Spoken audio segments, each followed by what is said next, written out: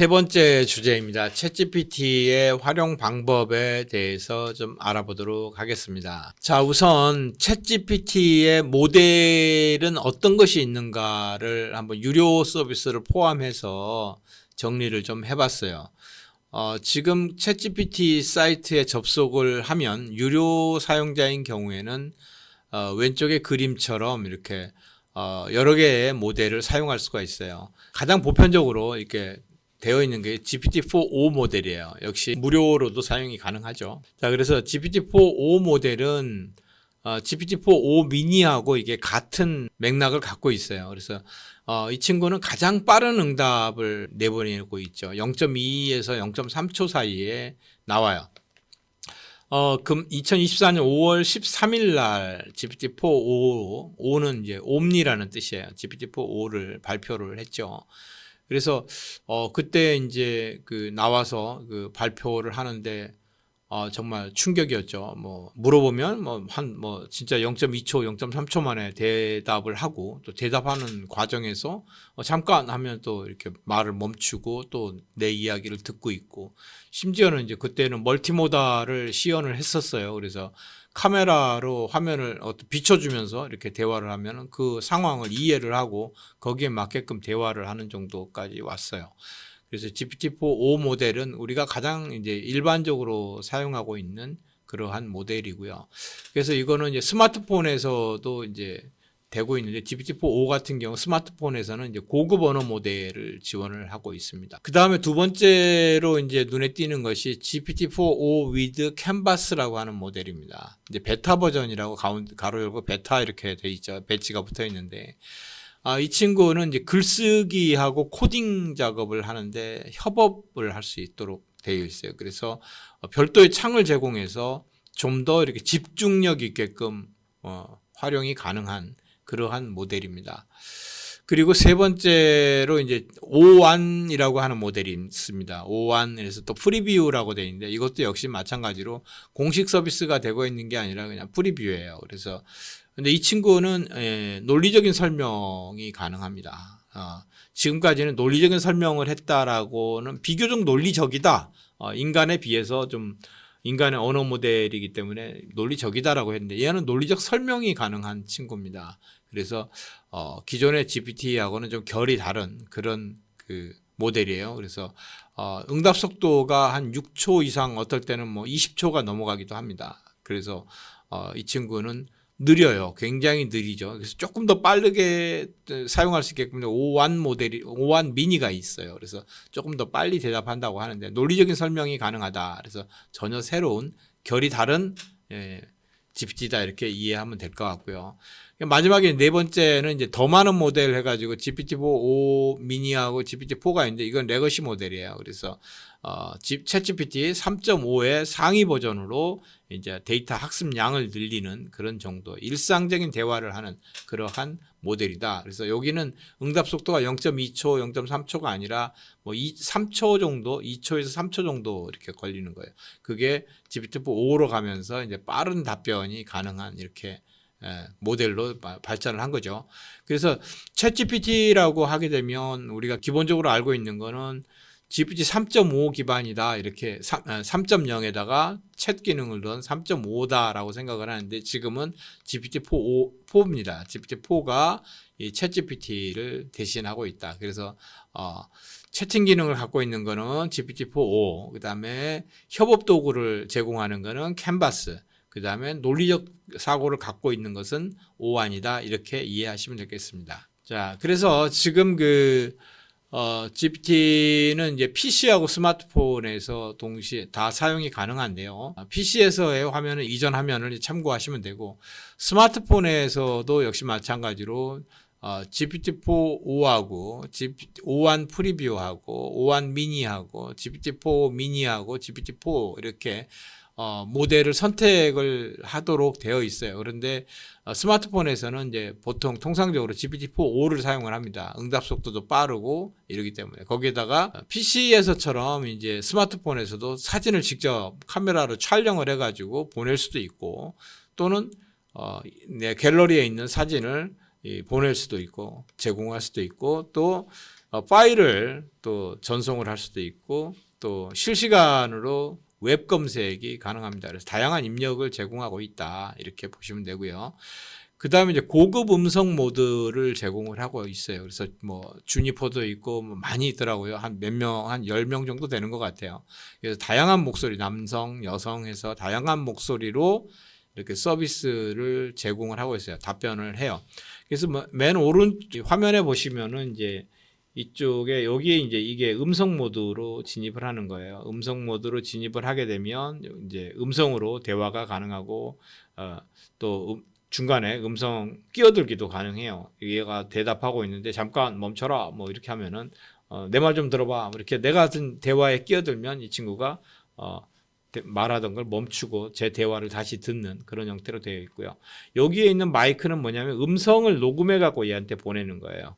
예, 그 여기하고는 여기는 조금 다른 내용들을 갖고 있고 여기 메시지는 전통적으로 타이핑을 해서 보내는 것으로 이렇게 이해하시면 됩니다. 그래서 이 PC 스마트폰에서는 이 고급 음성 모드가 지원이 되고 음성 끼어들기도 된다. 일부 이제 그 iOS 아이폰에서는 그 멀티모달이 지원이 된다고 하네요. 그래서 카메라를 같이 비추면서 이렇게 상황을 인지하고 그거에 대해서 대화를 할 수 있는 그런 정도까지 되는데 아직 안드로이드 폰에서는 이렇게 고급 음성 모드까지만 지원하고 있습니다. 그렇게 활용하시면 될 것 같아요. 그래서 그 지금 이제 제가 볼 때는 지금 이제 그림에서 보면 챗GPT가 할 수 있는 게 이미지 만들기도 할 수 있어요. 달리를 포함하고 있기 때문에 이미지 만들기도 할 수 있는데 퀄리티는 그렇게 좋은 것 같지는 않아요. 그리고 또 텍스트 요약하는 거, 재미있는 정보 제공해 달라는 거, 코딩, 브레인스토밍, 계획 짜기, 조언 구하기, 데이터 분석 이런 것들을 이제 기본적으로 챗GPT가 지원을 하고 있어요. 그런데 아까 앞서서 이제 여러 가지 모델이 나왔는데 GPT가 앞으로 가는 세 가지 방향성을 좀 보게 되면 일단 GPT 모델이 있어요. 우리가 GPT-4.5를 기반으로 하고 있는 GPT 모델은 대화형이라는 거예요. 그래서 더욱 이제 다양한 입력 형태로 발전할 것이다. 그래서 멀티모달도 지원되고 뭐 그렇게 되면 굉장히 좋은 그런 그 대화 파트너가 되겠죠. 그래서 그런 부분. 그다음에 방대한 정보, 학습량을 계속 늘려나가겠죠. GPT 3.5에서도 뭐 3.5에서도 어마어마한 데이터 양인데 4.0이 오면서 더 많아졌고 또 앞으로도 뭐 언제 나올지는 모르겠지만 GPT-5가 나오면 더 많은 데이터 또 그런 것들이 될 것이고 실시간 정보까지 검색을 해서 알려주기 때문에 그런 것들이 굉장히 좋을 것 같아요. 그 다음에 이제 응답 속도 부분은 이미 인간하고 대화하는 수준까지 발전을 했기 때문에 뭐 더 말할 나위도 없을 것 같습니다. 이런 다양한 일들을 하고 있는 일반적인 모델이 챗GPT 또는 GPT-4.5 모델이 앞으로 계속 발전해 나갈 방향성인 것 같아요. 첫 번째 방향성이 그렇게 GPT 모델이다 이렇게 이해할 수 있겠고요. 두 번째 모델은 캔버스 모델입니다. 그래서 화면에 보면 지금 주소록 프로그램 만들어줘 그랬더니 이 친구가 뭐라고 하냐면 뭐 이런 거 주소 추가 수정 삭제와 같은 검색 기능을 포함할까요? 아니면 좀 더 복잡한 기능이 필요하신가요? 이렇게 저한테 오히려 거꾸로 물어봅니다. 그래서 주소록 프로그램의 기본적인 내용 예를 들어서 이름과 전화번호만 넣고 싶어 간단하게 라고 했더니 이 친구가 주소록을 이렇게 만들어서 코드를 쭉 작성을 해줘요. 그래서 이렇게 오른쪽에 보이는 화면이 뭐냐면 캔버스라고 하는 거예요. 캔버스, 이렇게 내가 작업 시트, 워크 시트를 같이 놓고 이렇게 보면서 대화를 하는데 기존에 이제 GPT 같은 경우는 뭐냐면은 계속해서 한 창에서 또 새로 생성하고 또 새로 생성하니까 이게 정신이 없죠. 이리 갔다 저리 갔다 하는데 근데 이 친구는 오른쪽에 캔버스가 고정이 돼 있어요. 그래서 내가 필요한 부분만 더 추가된다든가 빠진다든가 이렇게 수정이 되도록 되어 있습니다. 자, 그래서 이제 여기에다가 예를 들어서 여기 26행부터 30번까지 여기 라인을 선택을 해서 선택을 하면 여기에 GPT에게 묻기가 나옵니다. 이 부분에 대해서만 바꿔달라고 얘기를 할 수가 있어요. 예를 들면 뭐 부분 질문이 가능한 거예요. 여기 서치 부분에 너무 기능이 약하니까 이 부분에 대해서 전화번호든 이름이든 한 글자만 입력하면 찾을 수 있게 해줘. 그러면 그 부분만 수정을 해줍니다. 그러니까 전체적인 맥락, 이 친구도 이제 맥락이 자꾸 흐트러지는 부분에 대해서 어려움을 느꼈던 모양이에요. 그래서 그런 부분들을 보완하기 위해서 이런 캔버스 기능을 넣어준 것 같아요. 그래서 지금 이제 이렇게 이제 GPT-4o 캔버스 모델은 여기까지 냈는데 이런 기능들을 이미 구현하고 있는 그런 에디터들도 많이 있어요. 프로그램을 하면서 우리가 기존에 사용하던 VS 코드를 사용한다면 어떻게 해야 되냐면 지금 여기 오른쪽에 캔버스에 있는 내용을 캡처해다가 복사해다가 카피해다가 VS 코드에다가 넣고 다시 또 실행하고 이렇게 해야 되잖아요. 왔다 갔다 하면 또 그것도 집중력이 떨어져요. 그런데 요새 이제 최근에 나온 이제 커서라고 하는 그런 에디터 같은 경우는 이제 VS 코드 기반으로 되어 있는데 이 커서 안에 이런 뭐라 그러지 이렇게 이제 GPT가 내장이 돼 있다 이렇게 생각하시면 돼요. 그래서 거기에서는 뭐 클로드도 쓰고 여러 가지 AI 모델을 사용을 하고 있어요. 챗GPT만이 아니라 나머지도 다 사용을 하고 있는데 본인이 선택해서 사용을 하면 돼요. 그런데 유료 버전으로 갈 수도 있고 아니면 무료 버전으로 쓰든가 아니면은 챗GPT를 내가 유료 버전으로 사용하고 있으면 거기서 API 키를 받아다가 입력해 주게 되면 챗GPT 기반으로 이제 커서 AI 그 에디터를 사용할 수가 있는데 거기 같은 경우는 이제 그 수정된 내용과 또 이전 내용을 이렇게 전부 색깔로 표현해 가지고 내가 그걸 억셉트 할 건지 말 건지 이런 것들도 선택할 수 있도록 그렇게 지원을 하고 있어요. 그래서 그런 에디터들도 프로그래밍 도구들도 굉장히 좋아지고 있다. 그래서 앞으로 이제 그 캔버스 이 챗GPT 다시 챗GPT로 돌아와서 챗GPT 같은 경우는 앞으로 이렇게 코드만 보여주는 게 아니라 실행 결과도 제공해주는 쪽으로 발전할 것 같다. 현재 그런 에디터들도 나와 있어요. 실행 결과까지 보여주는 그런 AI들도 있는데 아마 챗GPT도 조만간에 실행 결과를 보여주는 단계까지 가지 않겠는가 이렇게 예측을 해보고 있습니다.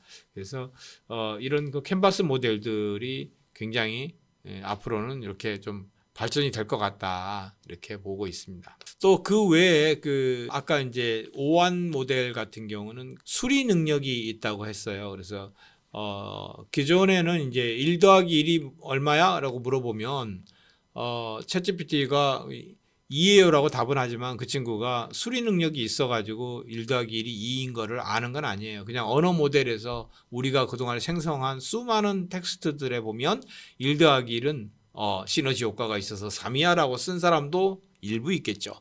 시너지가 정말 넘쳐서 1 더하기는 11이야 라고 쓰는 사람도 일부 있겠죠. 그런데 대부분의 사람들은 1 더하기 1은 2라고 써놨잖아요. 그래서 확률이 가장 높기 때문에 2라고 답변했던 거예요. 그런데 이제 오완 같은 경우는 1의 개념을 알아요.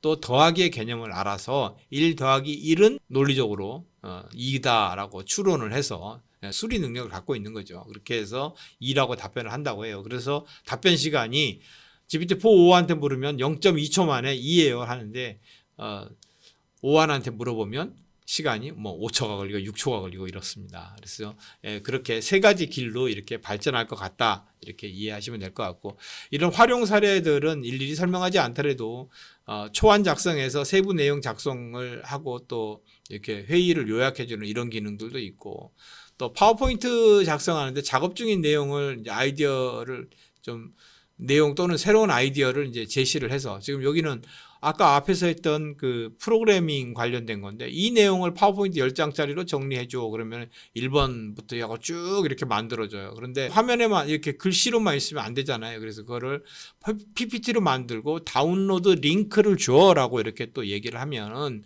요걸 해줘야 돼요. 다운로드 링크를 줘라고. 그렇게 하면은 생성을 하고 다운로드 링크를 이렇게 제공을 해주게 됩니다. 그러면 다운로드 링크를 클릭해서 보면 밑에 보는 파워포인트가 만들어지죠. 근데 여기에는 이제 텍스트 위주로만 되어 있고 다른 것들은 없어요. 그래서 이걸 가지고 피드백을 자기가 해야 되는 거예요. 그래서 디자인도 추가하고 내용도 추가하는 그런 활동들은 본인이 해야 됩니다. 자, 그리고 이제 마지막으로 스토리텔링을 하는 것도 이 플롯을 작성을 하죠. 내가 어떤 내용들 가지고 할 것인지 기본적인 내용, 그 다음에 캐릭터를 개발하고 또 아이디어를 확장하는 그래서 이 캔버스 모델을 사용하게 되면 이러한 그 글쓰기나 이런 부분에 있어가지고 많은 도움을 받을 수 있을 걸로 보입니다. 자, 결론적으로 이제 교육 분야에서는 효율적인 학습을 지원하고 업무에서는 시간 전략과 생산성 향상을 하고 있습니다.